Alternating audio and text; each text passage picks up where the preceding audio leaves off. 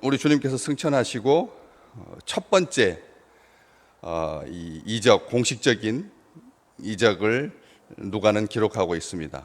사도들로 말미암아 표적과 기사가 많이 나타났다라고 하는 이 전체적인 그런 상황을 2장 43절에 기록하고, 그리고 3장에 정확하게 그 정황을 첫 번째 기적으로 그렇게 기록을 하고 있습니다.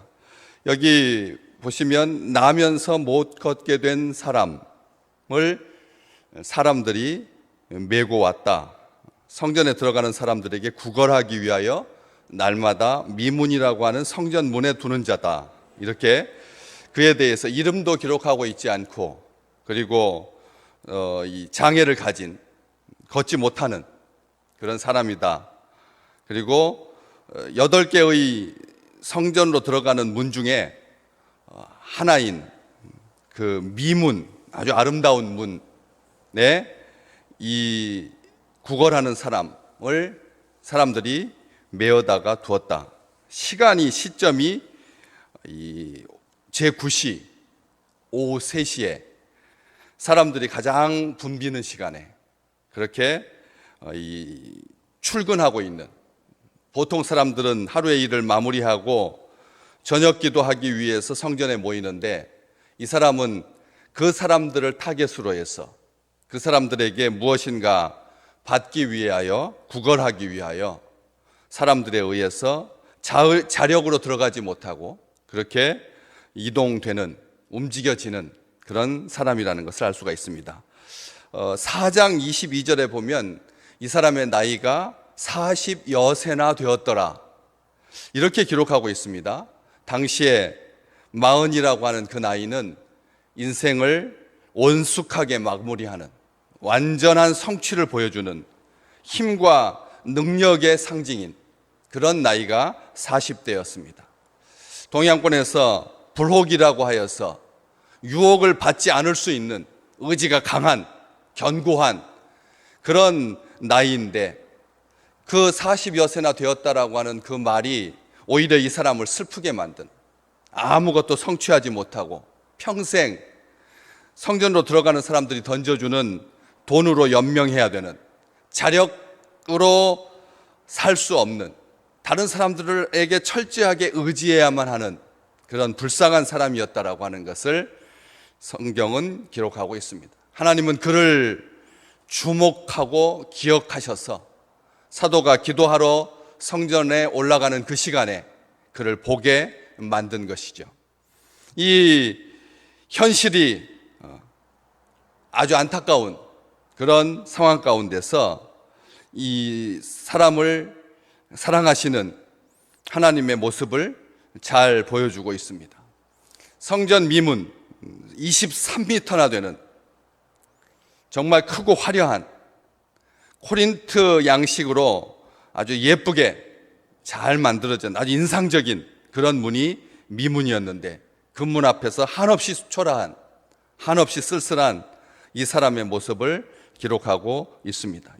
지금은 그 문의 이름은 골든 게이트라고 하여서 황금의 문으로 그렇게 불려지고 있습니다. 당시도 그렇고 지금도 아랍 사람들에게서는 이 문은 메시아만이 열 수 있다라고 하는 그런 생각으로 굳게 닫혀 있는 그런 문이기도 합니다. 장엄하기 그지없는 그 문에 오후 3시, 다른 사람들은 하루를 다 정리할 그 시간에 이제 벌이를 위해서, 연명하기 위해서 출근하고 있는 이 사람의 모습을 기록하고 있습니다. 성전 앞에, 가장 화려한 문 앞에, 가장 복된 자리에 있으면서도 그 상황과 동떨어져 있는, 상관이 없는, 기도하고는 상관이 없는, 제사와는 상관이 없는 그런 사람의 모습입니다. 성전에 들어가 보지 못한,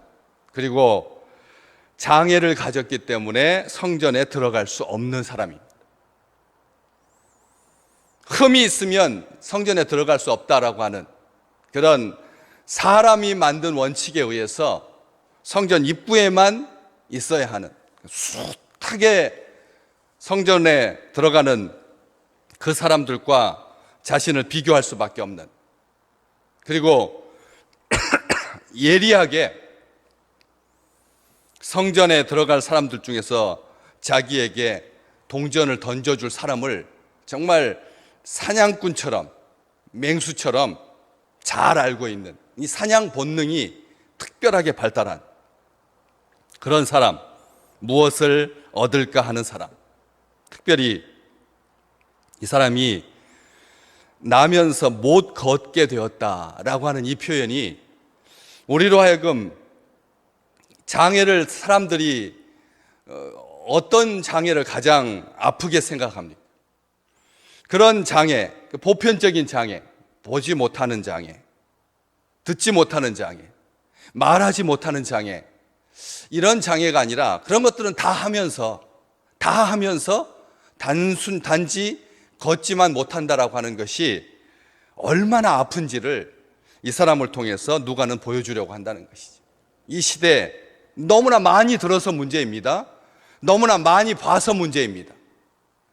말 못하기 때문에 문제인 것보다 너무나 많이 보고 너무나 많이 듣고 해서 이 불편해진 이 세대를 향해서 이 성경 말씀은 오늘 우리에게 중요한 교훈을 주고 있는 거죠. 왜냐하면 이 걷지 못한다라고 하는 말과 우리 주님께서 가르쳐 주신 기도, 아버지의 나라가 임하시오며, 거기에 이 나라라고 하는 이 단어는 우리가 생각하는 어떤 나라, 왕국, 그런 의미 분명히 포함되어 있습니다.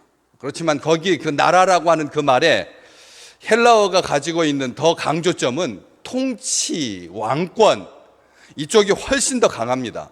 왕국이라고 하는 개념은 맨 뒷개념입니다. 가장 먼저 앞으로 나와 있는 개념은 통치하고 다스리신다, 하나님께서.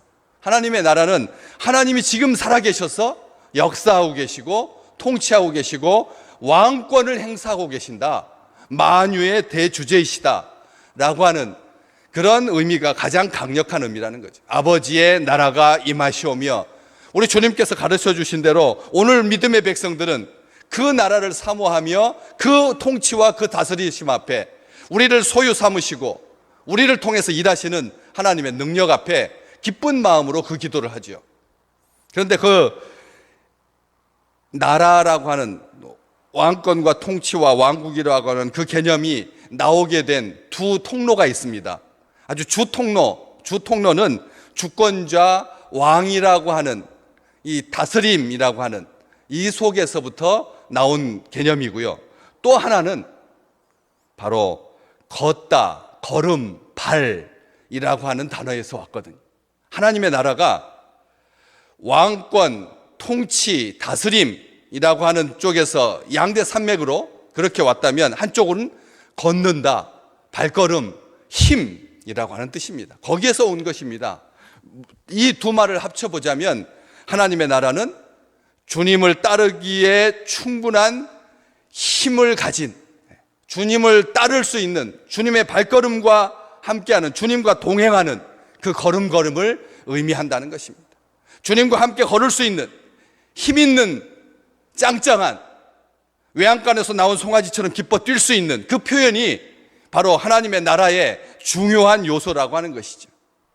하나님의 나라는 주님과 한 몸이 되어서 힘차고 활기차게 걷는 것입니다. 오늘 또 하나님의 나라의 역사가 이 사도행전 3장 2절에 나오면서 못 걷게 된 이 사람이 걷게 되고, 이게 하나님의 역사이고 하나님의 능력이라는 것이죠. 아침 햇살처럼, 외양간에서 나온 송아지처럼 기쁘고 즐겁게 하루를 사는 것, 이게 하나님 나라의 목적이고 하나님 나라의 축복이라는 것입니다. 오늘 주의 백성들에게 이 사람이 낫게 된 것은 단순하게 걷는 것이 목적이 아니었습니다. 근본적인 문제를 해결해 주신 것이죠. 그를 통해서 많은 사람들이 심히 놀랍게 여기게 되었고, 솔로몬의 행각에 모이게 되었고, 베드로가 말씀을 증거할 수 있는 기회가 되었고, 솔로몬 행각에 모인 사람들에게 회개하고 돌이켜 죄사함을 받게 하는 하나님의 역사가 나타나게 되었고, 새롭게 되는 날이 주 앞에서 이르게 된 그런 놀라운 축복의 통로가 되었다는 것이죠. 그리고 이 사람과 관련하여서 그날 믿는 자의 수가 약 5천 명이나 되었다. 정말 아무것도 아닌 보잘것없는 그렇게 많은 사람들이 다니면서도 한 사람도 그를 걷게 하거나 일어서게 하지 못하고 그렇게 40년 동안 그 자리에 있었던, 태어나면서 막 그랬으진 않았겠지만 돈벌이 수단이 가능한 아주 어린 나이 때부터 그 자리에 있었어도 아무도 눈여겨보지 못했는데 사도들이 그를 볼 수 있도록 하나님께서 눈을 열어주시고 그래서 나사렛 예수의 이름이 선포되게 하시고 히브리서 12장에 있는 말씀처럼 오늘도 우리 주님께서 피곤한 손과 연약한 무릎을 일으켜 세워주시기를 주의 이름으로 축복합니다. 저는 다리로 하여금 어그러지지 않고 고침받게 하셔서 하나님의 이름이 선포되고 하나님의 능력이 임하는 귀한 날 되시기를 다시 한번 주님의 이름으로 축복합니다.